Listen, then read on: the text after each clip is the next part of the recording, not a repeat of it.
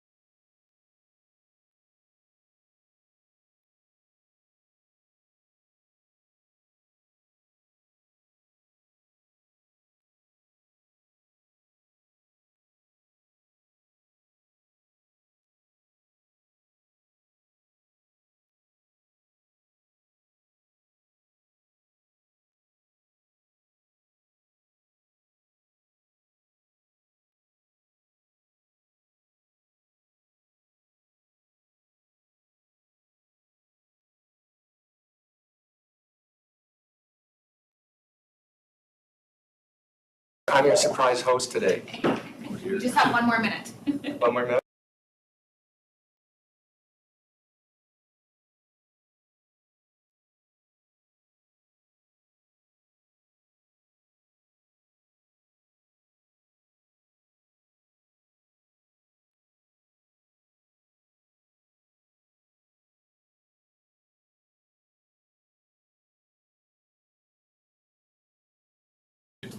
Absence makes the heart grow fonder. yeah, exactly.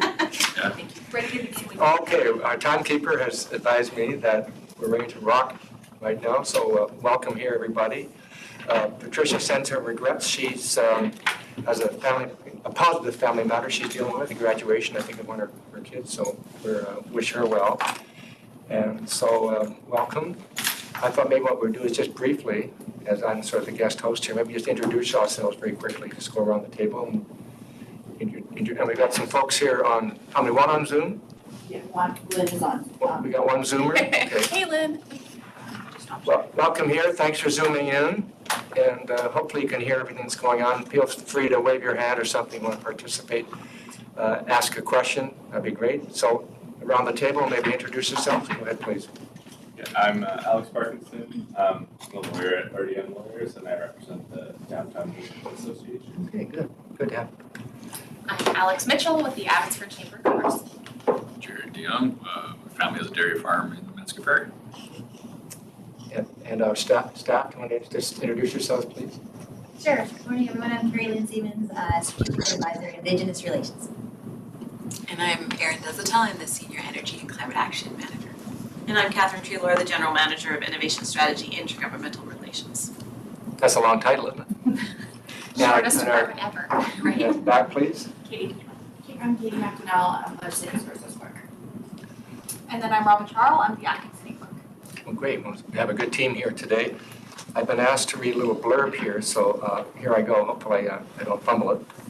As the cultural and economic hub of the Fraser Valley, there's always a lot going on in Abbotsford. To learn more about what the City Council is doing, and there's a site there, the lives of our recipients, et cetera, our residents, and visit abbotsford.ca/yourcouncil. And you can see updates on council meetings or council briefs and see photos around the community, issues, that kind of thing. So it's kind of a way to connect with us. So we'll put that out there. The first item of the agenda is adoption of the agenda. And is there a motion for that, please? Moved and seconded. Thank you. Any discussion on that? Okay, you want to move Jared and something? Okay, good. Okay, the agenda is adopted, and the minutes have been disseminated. There's the word for the day. Has anybody had a chance to look at those? Any problem with the minutes? Are they a factual record of what happened there? Okay, a motion to adopt those would be in order. Moved and seconded. Any further discussion? All in favor? Carried. Now, we don't have any presentations or delegations, but our main reason that we're going to be here today is to hear an interesting report from Aaron Dezotel. Thank you. Energy and climate action. So this is an interesting report, and we have it on the screen. Staff have got it up there. So I'm going to invite Aaron to come on up here and take the time you need to make this presentation. Great, thank you very much, Chancellor. Great, started here. So good morning, everyone. Thank you for having me and allowing me to share what my team is working on this year.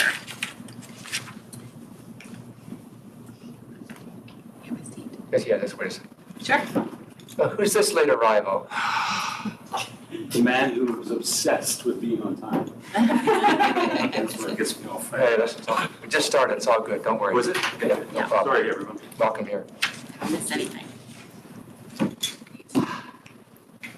All right, so, thank you. So I'm here to provide you just with an overview of details of our key projects on the Energy and Climate Action team for 2024. So a little bit of background context on our climate action pathway as a city, and we're guided by leadership at several levels. So internationally through the Paris Agreement, nationally, federally through the PED Canadian Framework for Clean Growth and Climate Change, and provincially through the BC Climate Action Charter, which is actualized through, the Clean BC Plan. At the municipal level, our official community plan provides the foundation to support compact, complete, and low carbon communities, and also includes our greenhouse gas or carbon reduction targets. In working toward these targets, the city has developed numerous plans and strategies to reduce carbon pollution and support resilience throughout Abbotsford. Corporately, our 2022 Green Buildings Framework and the 2019 Green Fleet Strategy guide reductions for civic buildings and fleet, and also model climate action to the community.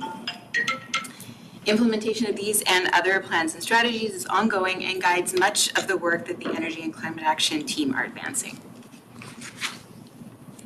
Moving on to Council's strategic plan, which reinforces the city's commitment to sustainability and climate action, and that's particularly highlighted in Principle 2, Sustainable and Safe City.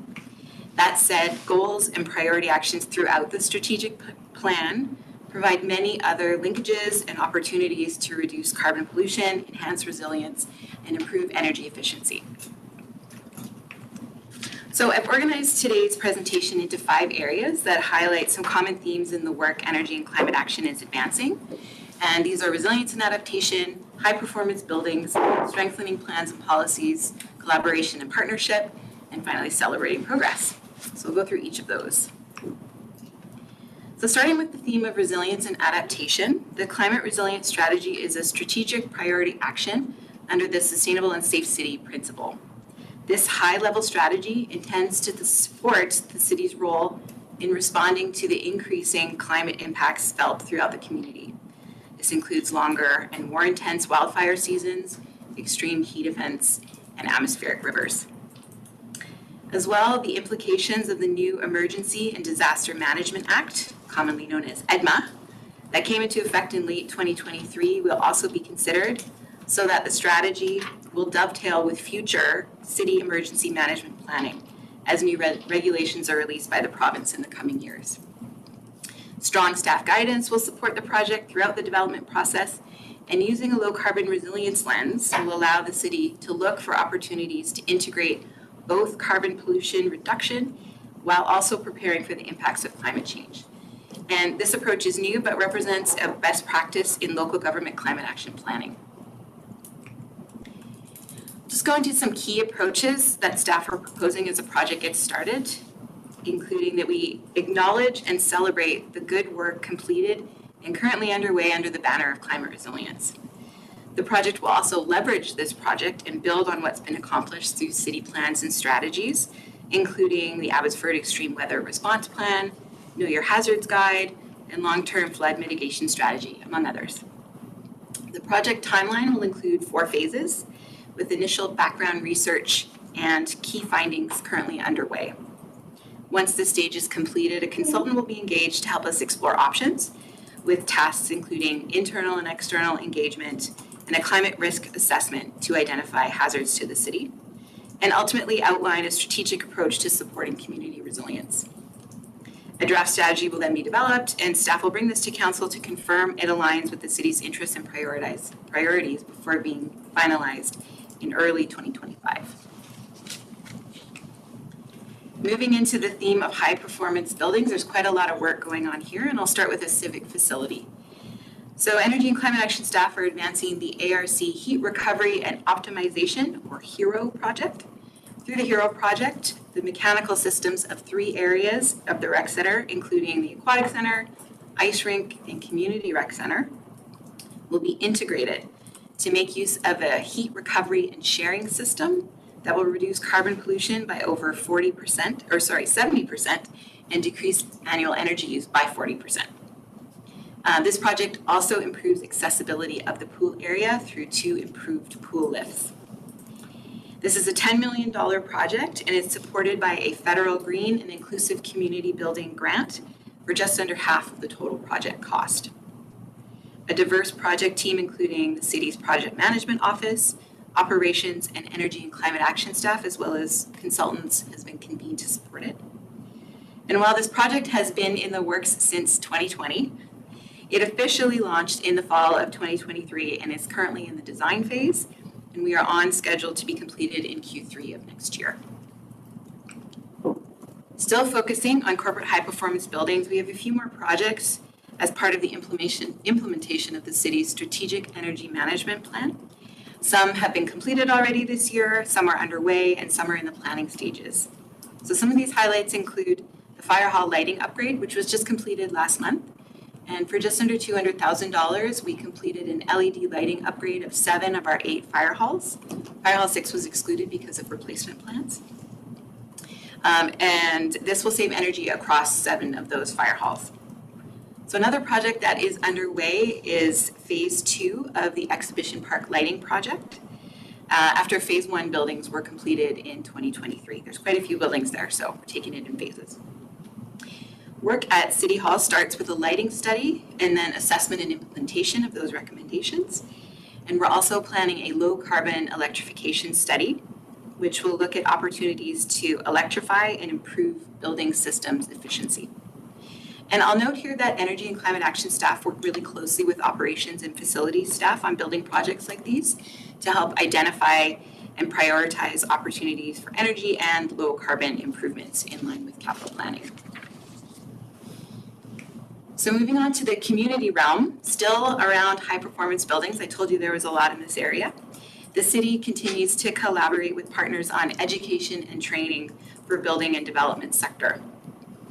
So we've been leveraging the success of training sessions the city offered throughout 2021 and 2022, and staff delivered the Fraser Valley Energy Step Code Super Series. It's a bit of a mouthful. And this was a 5-part series of workshops that were focused on foundational concepts to meet or exceed current energy efficiency requirements in the BC Building Code. So this wrapped up very recently, just earlier this week, and it covered topics like compliance best practices, heat pumps, integrated design process, air tightness, and building envelopes. And these workshops were free and offered in Abbotsford, Mission, and Chilliwack, as well as one at the BCIT campus in their high performance buildings lab. So there was a long list of partners for this workshop. We had a lot of logos on our materials, and that included Fortis BC, BC Hydro, BCIT, the Canadian Home Builders Association Fraser Valley, Community Futures, South Fraser, and the cities of Abbotsford and Mission. And I'm really happy to share that registration was full for every workshop, plus a waiting list. So big demand.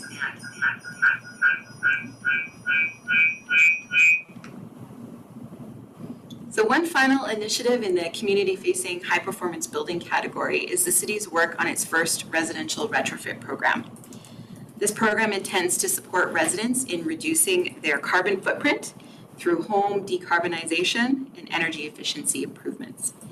Program design was completed earlier this year and helped to define the program's 3 overarching goals that you see on the screen. With the help of Archway Community Services, the project team was able to center equity by engaging community members to better understand their barriers and challenges when it comes to climate-friendly retrofits that we're targeting under this program.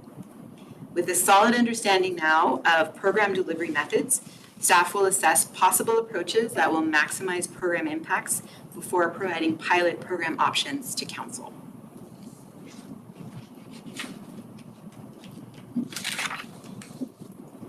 So the next category I'll be focusing on is strengthening plans and policies, and I have 3 initiatives to highlight here. So starting with the OCP update project, climate change has been identified as a key challenge impacting residents and future growth of the city. And Energy and Climate Action staff are part of the technical advisory group for this update project. And as I mentioned earlier, the OCP establishes our greenhouse gas reduction targets. And the update project provides an opportunity to consider these targets and explore coordination with those of the provincial and federal governments. New policies, strategic approaches, and best practices from other local governments addressing climate change are being considered in support of the vision of the OCP. So next, the city's asset management program. I just have a graphic of Asset Management BC's framework up there that we follow. Energy and Climate Action staff are part of the steering committee for the asset management program and are involved in discussions around how asset management decision-making considers climate change for the city's substantial inventories of both built and natural assets. So the last initiative is actually updating 2 policies, but I put them together. So that's both the energy policy and the Climate Action Reserve Fund policy, which are really linked. This update is primarily to address new requirements and opportunities under the Local Government Climate Action Program, which is a provincial program. And this provides annual funding to support the city's climate action efforts. The energy policy updates will also reflect energy management best practices to better support city decision-making and prioritization around energy. And both policies will be brought to council for final approval. So moving on to collaboration and partnerships, and I think coming to an advisory committee is a great place to discuss things like this. And it's an area where I know the city excels and one where Energy and Climate Action staff see as essential to advancing our portfolio throughout the city. So first, utilities. These partnerships with BC Hydro and Fortis are very long-standing with the city of Abbotsford, and both utilities actively fund city projects and provide access to peer networks, resources, and many training opportunities to stay up to speed. We also have co-funding agreements in place with both to support city staff positions and increase capacity. Secondly, we regularly partner with other local governments, and I mentioned as part of the Energy Step Code workshops, we've been working with both Chilliwack and Mission to broaden the reach of these and share responsibilities in ensuring we deliver high-quality events. We've also been working with the Fraser Valley Regional District and additional health and research bodies to offer 2 DIY air cleaner workshops at the Mascouy Rec Center this past May. So in these workshops, participants learned a bit about air quality and made an air cleaner that would improve their indoor air quality during wildfire events and is a big support for community resilience. So last but not least, in the community, our collaborations include those organizations connected to the building industry and education, green economy, and enhancing project outcomes through engagement. So the final category I want to speak to today, and I think is a great way to end, is about celebrating progress. And the Energy and Climate Action team does this in a variety of ways, just a few highlighted on this slide. When I speak to students or someone who's considering a career in sustainability or climate action, I ask them if they love reporting. because it is a large part of our work in monitoring and measuring the value and the impact of what we do. And like most municipalities, Abbotsford is no different. Our utility partnerships I just spoke to include regular update meetings and presentations to share the efforts that staff have made and the achievements that we've realized. These updates provide opportunities to share not only those achievements, but also pain points that may be challenging the city's progress. And having close connections with key account managers and program managers has proven instrumental in breakthroughs and identifying opportunities to get unstuck. Finally, since 2017, the city has produced an annual sustainability report, which is coordinated and led by Energy and Climate Action staff. And this lists climate action and sustainability initiatives and outlines work advanced across a number of areas through the city by many departments, and much of this which is also reported to the province. Staff will be bringing a report to council in the fall with our annual update on energy and climate action, including our progress in achieving our 2025 corporate greenhouse gas emissions reduction target. And this report will also publicly launch this year's local government climate action program survey response, as well as unveiling the 2023 sustainability report. So stay tuned for that. So that wraps up the program initiatives I wanted to share. And at this point, I wanted to pose a few questions to you, as well as invite any other questions you may have. Thank you. No, thank you, Erin. That's pretty impressive. There's lots going on here. Oh, thank you. More than I knew about, frankly. Question for Erin, maybe something there that jumped out at you want to ask a little bit more detail, anything at all. She's going to answer all your questions here. I'll do my best. Who wants to go first? It's always me, Simon. I'm late. Well, you're a shy guy, so go ahead. So just a few questions. Yeah. And I was told that I built the first step code 5 house in Abbotsford. So back 2 years ago. I don't know if that's true, but the builder really told me that. So Yeah, we definitely have some in them. yeah, it's great.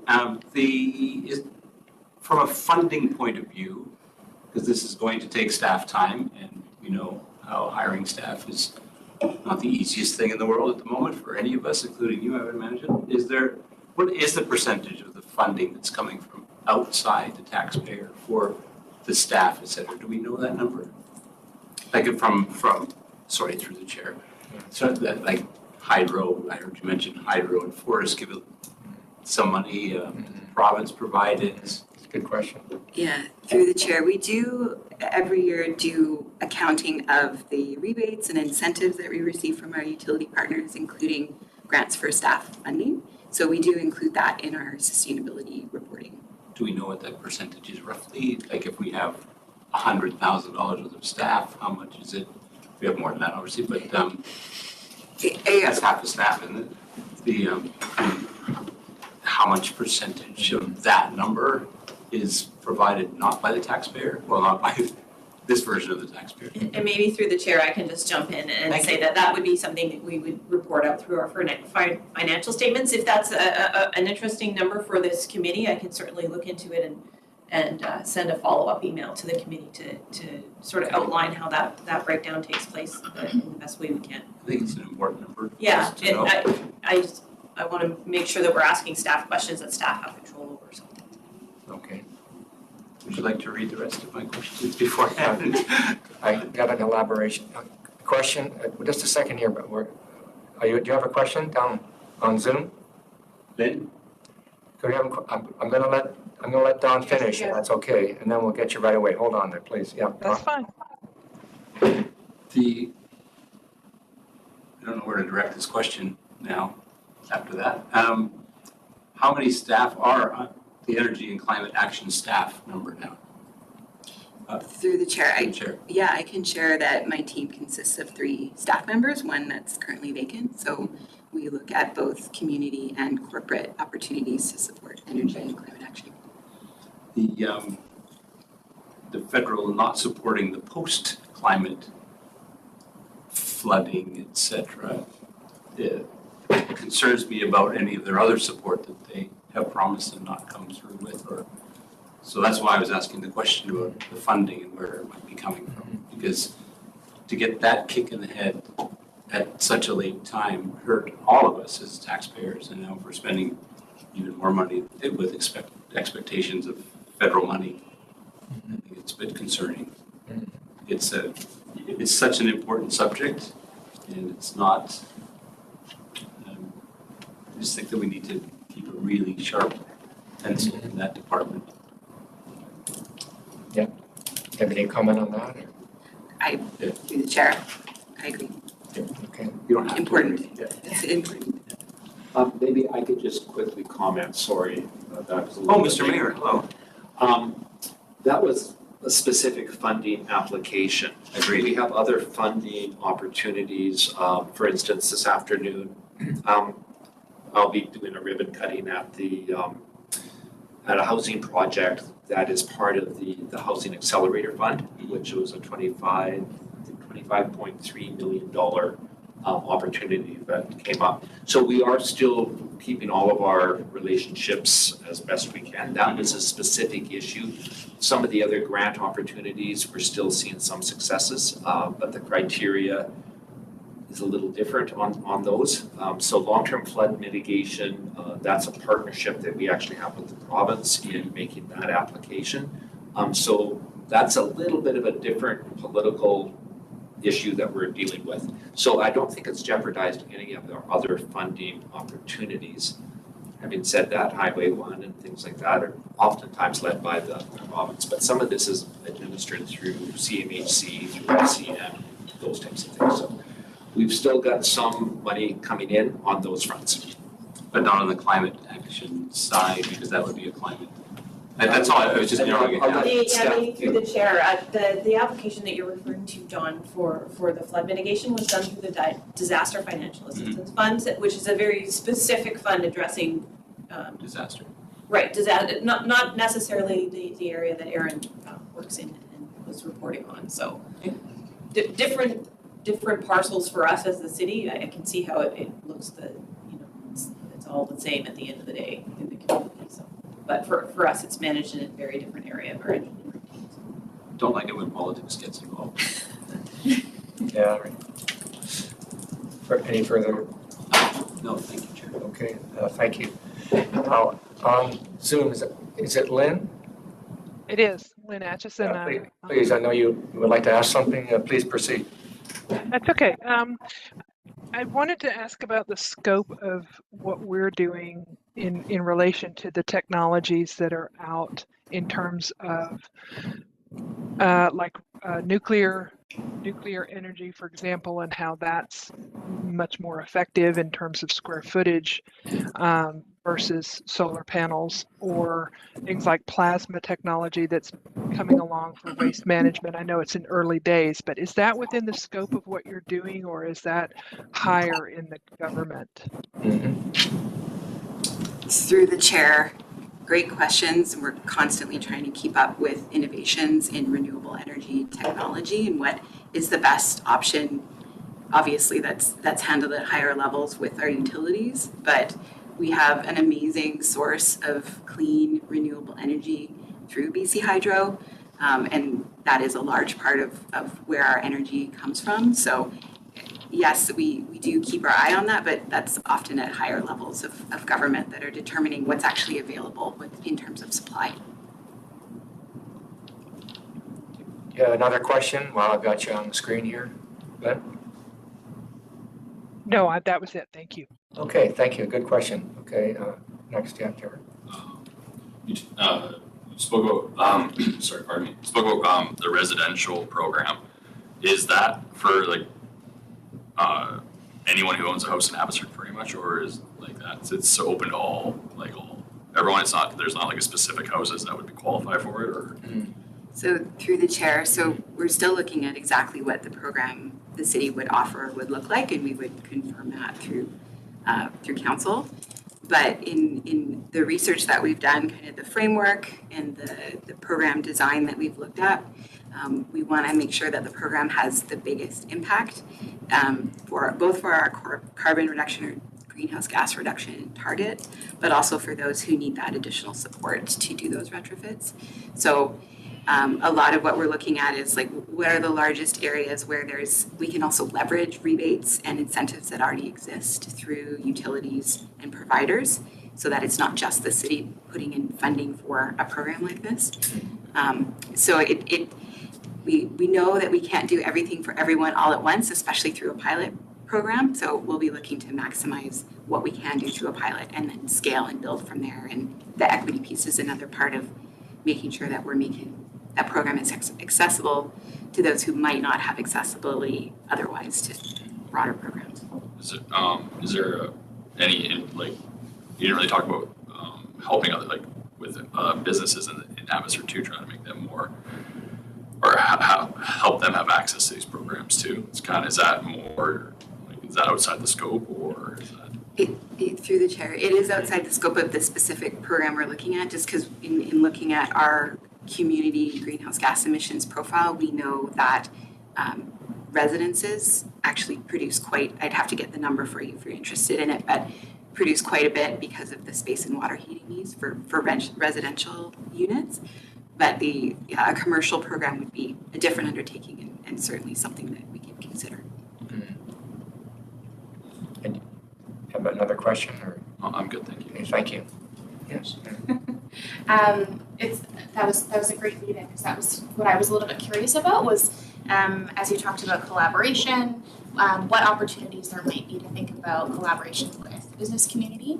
Specifically, some of the conversations that we're having are with SMEs who have experienced some sort of disruption to operations from extreme weather events and are interested in building some climate adaptation capacity in order to support their operations and deal with some of those impacts. So just curious what might be on the radar, again, understanding now that it's out of scope, but what might be some of the longer term opportunities for collaboration? Yeah, through the chair, that's a great question. I think part of it is just knowing what the interests and priorities are of the community, and then working with other departments that I know are already connected to businesses to see what those opportunities could be to support that, and help with training or just education and awareness on what opportunities there are. So yeah, absolutely something if there's interest that we could talk more about. Would love to have that conversation with whichever avenue is the best way to do that. And maybe through the chair, if I can just jump up, because I see an opportunity through our business expansion and retention strategy work to maybe work some of that into how we engage with the business community. So great suggestions. Yeah, good point. Any other questions, Alex? No, that's all. Okay. Yeah, please go ahead. Yes, so through the chair, touching on the same idea, recognizing that it's still in the works, but just wondering, is the vision for the city's role, I guess is my question. So you touched on the idea of, we have partnerships with BC Hydro, Fortis, they have rebates available, and then I imagine maybe there's grant funding or something. Like, does the city see itself as like a touch point where people would come and information would be provided about rebates that are already available, or does the city foresee actually reallocating tax money? So I guess the vision being that the taxpayers pay in, and then people who are willing to upgrade receive some form of grant from the city. Right, through the chair. So just to clarify, are you speaking of commercial, industrial, residential? Sorry, no, residential, yeah. So the pilot program that is already in place, I understand you guys are still developing what it would look like. I'm just wondering, what is the sort of foreseen as the role of the city in that program? Right. Yeah, good question. Yeah, so, good.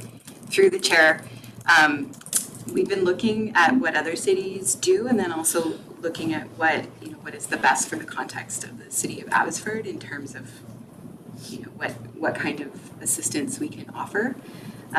One thing I will say about the program that we're looking at is I really wanted to make sure I mentioned about the equity piece, because that is a new layer that's being added to programs like this that exist. It's kind of new and emerging. And what that can mean is that the support provided through the program can vary depending on that need.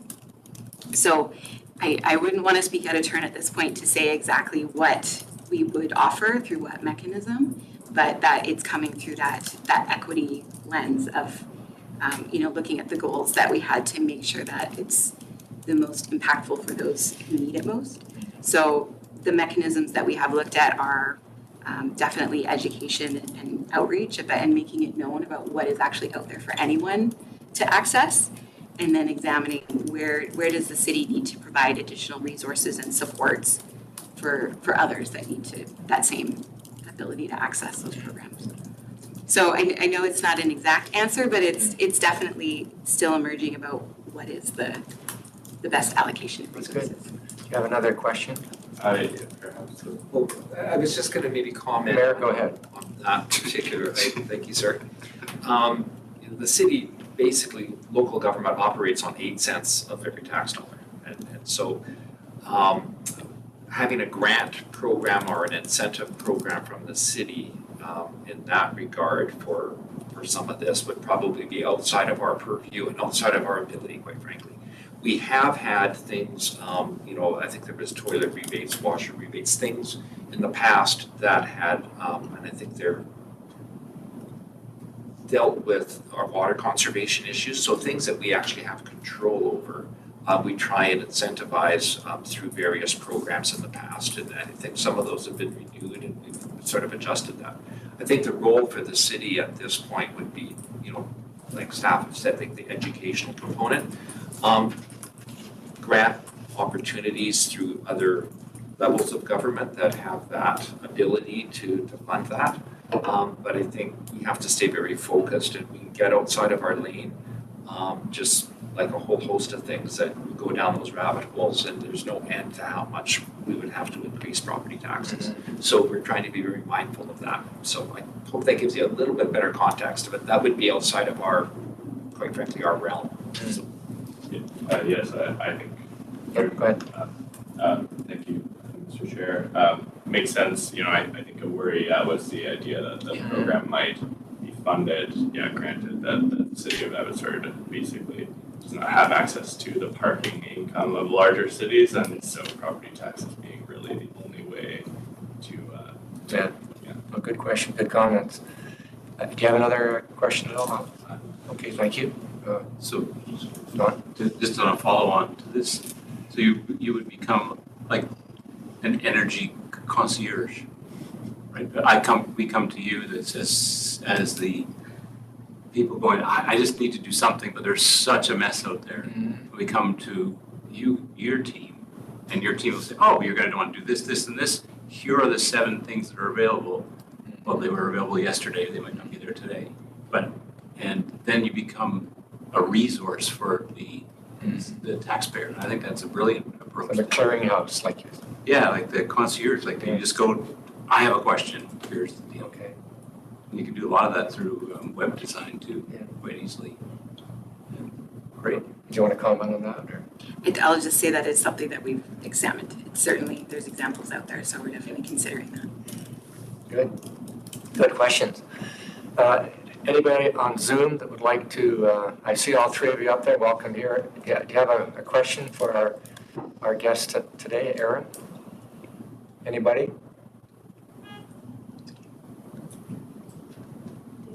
No, okay. I guess the one thing that I want to ask is, where do young people fit into this? I think about even my daughter is frankly more sensitive to some of the issues you've been talking about today, Aaron, than I am. Why is that?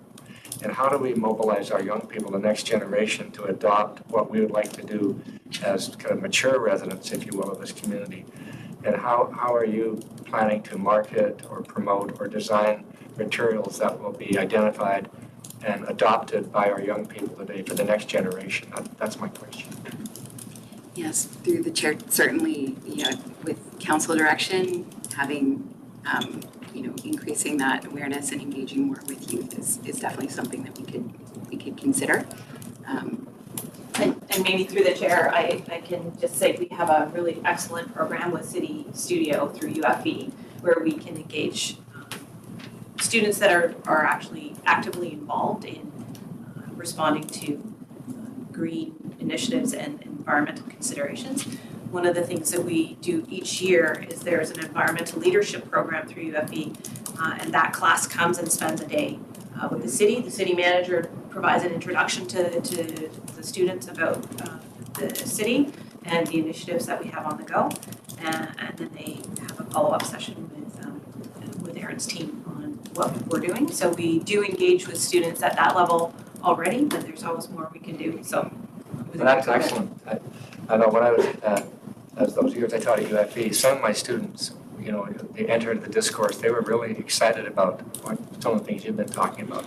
So the next generation, a lot of them are already mobilized. But for each one like that, there's also a lot of apathy, unfortunately, and so we have to engage with those people as well. Okay, yeah, Alex, go ahead, please. I apologize, but just you flagged one more thought Me too. for me there, which was the integration between this program and building codes, because obviously older residents may own homes, but younger people likely will not own homes, and so the group of people you're trying to mobilize to do this will not have control over putting solar panels on houses and such, because they're largely economically out of reach. And so I wonder if that would be a different avenue, or something you may have already considered is building codes, so the requirement that new buildings have these things integrated. Yeah, through the chair. So, I mean, our planning department and our building permits and licensing, like those folks can probably speak more eloquently to building code, but I can say that the building code is changing with things like the addition of the energy step code, which the city is actively supporting that transition, and the zero carbon step code. So for new buildings, those are pieces that are coming into effect on a pretty regular schedule that will prompt those changes. And then in terms of existing buildings, there are planned updates to the National Building Code and the Alterations Code, or different names for it, that would be supporting how existing buildings are becoming more resilient and lower carbon. Good. Do we have just a second? Robin saying something. Susan's just got her hand up for a while. Okay, yeah, go ahead, please. Everyone, sorry for my delay. We had a couple of last-minute meetings added to my calendar today, but I just wanted to reinforce how important City Studio is, and that the City Studio partnership and impact serves as an example, honestly, with other jurisdictions throughout the Valley, BC, but also the country. And we've got other cities that want to learn more about the impact of the work with the City Studio and the partnership with the city. So I just wanted to reinforce how important it is. That's good. Want to comment on that? Yeah, no, I think she said. Okay, thank you for that. Appreciate it. Jared, you have something else? Yeah, I was just kind of tag on or counter Alex's point a little bit, was instead of like putting it into the building code, why not just provide a relief on on property tax for if you put solar panels on your barn, you get a break in property tax, because that would make more sense than maybe adding more layers of enforcement, or like, I know if we want to get it done, you probably want to do it that way, but it's also quite harsh if you have to go build something new and it's like, oh, by the way, the price of the new building is $100,000 because you have to incorporate all these things into it. So, I don't know. Yeah. This is when you're battling for affordable housing. Yeah. Yeah. Exactly. The gatekeepers are everywhere. Yeah, so I mean, it'd be something to maybe look at more of a, I don't know. Perhaps through the chair, if she wants to comment first. But Yeah. Finish that. That's, I think. Yeah, did somebody want to react to that, or yeah? Alex, and then I'll head Don. Go ahead. I just, I wondered, or I worried as much as I thought that that's a very good idea, that you would be reducing the use of energy consumption that is provincially funded, but providing the rebate through reducing the city's income. So, right, so you would be incentivizing the person to do it and to use less energy, but then by providing the property tax reduction, that being very important for the way that the city is funded might be difficult. Don, you gonna say something? Back to your point, if you don't mind. was the engaging the young. Yeah. And I can still remember before recycling, because my hair is the same color as yours. And that incentive was started in elementary schools and secondary schools well, across the province, where they would come home and say, teach mom and dad, don't be throwing that stuff out.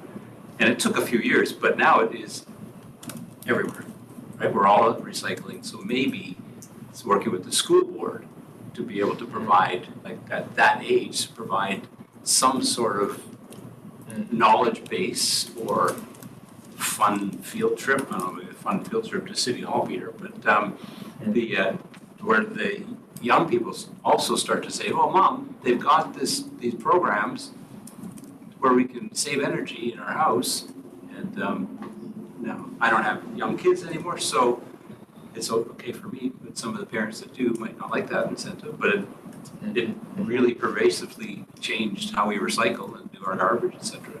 So it's working with the school board might be a really important thing to consider. Yeah, attitude starts early, starts young. Yeah, good point. Somebody else? Good discussion. This is a very interesting report. I can tell you've elicited a lot of comments and queries. That's a good thing. Anybody else? We've got Parm is there. I see he's quietly observing all our activities. Parm, do you have anything you'd like to add? Apparently not. Okay. The chair, no. Happy Thursday. Happy Thursday. Nothing to add. Okay. Yes, Mayor, go ahead. So, Alex, thank you. I couldn't have said it better myself on the property tax revenue component of it.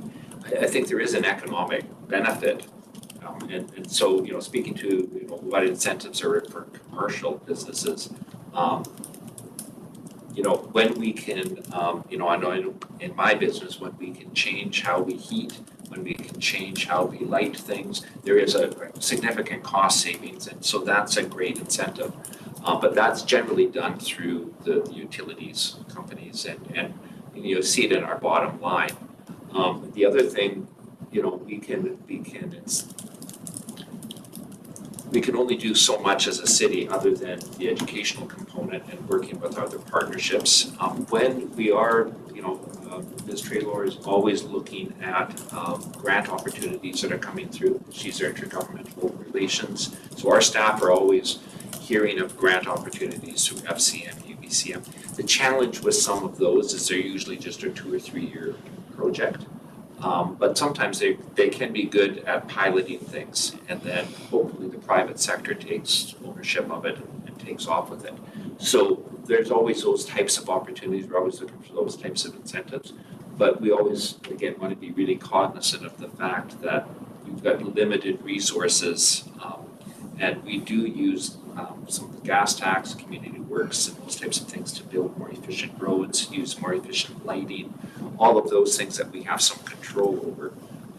And it does helps to our bottom line so that we can actually keep taxes reasonable so that people can use, hopefully, those savings from not having too much of an increase in taxes to put towards their improving of their appliances and those types of things. That's good. Good. Thank you for adding that, Mayor. I have a tiny little thing. A friend and I were down in Seattle last week visiting friends of ours in a town called Normandy Park. And I went to wash my hands before they had a barbecue. And I turned the tap on. The hot water came out immediately. Immediately.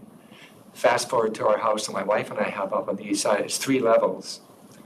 And the water tank seems like 5 or 6 kilometers away from our 3 bathrooms and our kitchen. So I turned the tap on. I've got almost time to wash all the dishes. I thought that's a tiny little thing. But the water comes out so quickly in some jurisdictions. Here, I had to wait a long time. It's a tiny little example, but that's one way we could be quite a bit more efficient with our resources. Anyway, very small example, but one that came to mind when I heard the mayor talking about that. Okay, good. I kind of envy Patricia chairing this committee. I think I'm going to try and move in and start chairing it. This is an interesting committee. Pretty engaged group. Yeah, you guys are a good group. Anything else before we wrap it up today? Robin, do you have anything else we need to cover here? No, she's keeping me in line here. That's a good thing. Okay, we don't have a motion needed here just to receive the report, so we've got that. And I'll accept unless there's a new business, somebody wants to add. If not, a motion to adjourn would be in order. Moved by Alex, seconded by two Alexes. All in favor? Contrary carried. We're out of here. Thank you very much.